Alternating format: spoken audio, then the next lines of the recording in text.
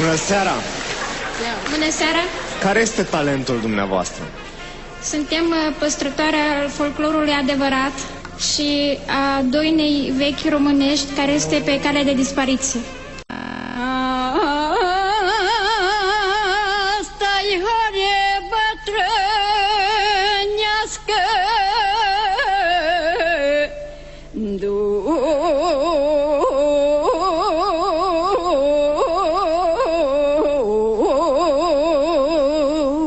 nu-i copil să horească și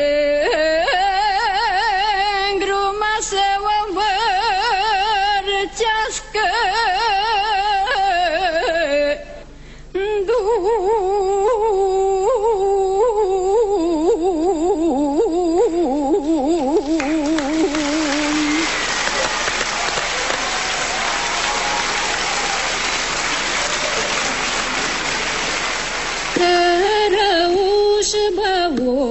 Tajin, e mânaska iașălim, da mânaska mai care, ai lai lai lai lai lai la, să ajună și cu sare, ai la da da la da da da la, cărăuș băutațin, e mânaska iașălin, ai da mânaska mai tare, ai lai la da da da la da la da la, să ajungem în sacu sare, ai la da la la la la la la. Mulțumim! Dragile noastre, ne bucurăm foarte mult că ne-ați arătat acest obicei de nuntă, cred că este unul dintre cele mai frumoase. Mă bucur foarte mult că ați venit să ne arătați această mică parte din folclorul nostru. Și noi suntem îndrăgostite de vocea dumneavoastră atunci când cântați muzică populară. Mulțumesc din suflet, mulțumesc! Eu zic că în epoca asta în care totul înseamnă megabiți, Wi-Fi, electro, avem nevoie de un moment din ăsta. Vocea voastră sună cu adevărat special, adică nu mi-a fost dat să aud până acum asemenea interpretare. Ceea ce arată că, uite, mi-e străină latura asta și e păcat și vreau să vă mulțumesc că mi-ați făcut-o cunoscută. Eu vă spun da din toată inima. Vă mulțumesc! Răspunsul meu este da, cu admirație. Andy. Susțin total demersul celor două doamne. Da. Felicitări, mergeți în etapa următoare. Mulțumesc, Doamne ajută! Doamne ajută! A fost extraordinare. Foarte bine, dar eu supărată că sunt bătrână și aș vrea să fiu mai tânără să pot și înainta. Dar așa nu știu cât voi putea merge mai departe.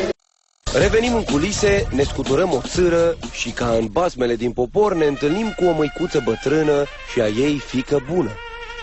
Bună seara! Bună seara! Ați venit pe la noi? Da, am venit să văd și orașul. Că la și să luați țară marele am premiu. umblat destul. Mă numesc Zenuța Purja, din județul Bistrița Năsăud. Am 43 de ani și am venit însoțită la acest concurs de rapsodul popular Teodora Purja, care este mama mea.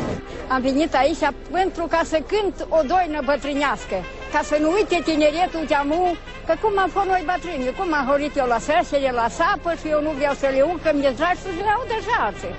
Noi vă mulțumim că ați venit, vă așteptăm pe scenă și vă ținem pumni. Haideți!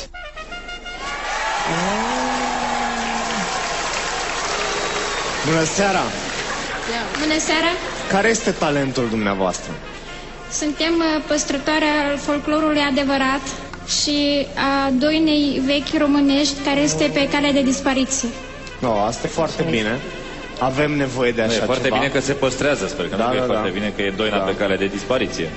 Da, că se păstrează. E foarte, foarte bine ceea ce faceți. Și am să vă rog, înainte să trecem mai departe, să ne spuneți puțin ce este cu costumele? Deci eu mă îmbrac în costum dacic, așa cum este și mama mea îmbrăcat acum. Ce vechime are costumul? Peste 100 de ani. Wow!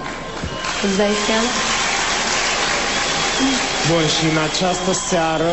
În această seară am venit cu un fragment din Obicei de nuntă și cu horile vechi cu noduri. Horea cu noduri este un stil de interpretare foarte vechi, bine, pe vremea iobăgiei, când biciul asupritorului cădeau iobagilor pe spate, iobagii nu igneau, ci cântau și durerea în cântec se transforma în noduri. Am văzut că acest stil se pierde și de când am început să cânt, am urmărit întotdeauna să aduc în atenție acest folclor vechi, străvechi, care a intrat anul acesta în patrimoniul UNESCO. Este o valoare a românilor și este păcat să se piardă.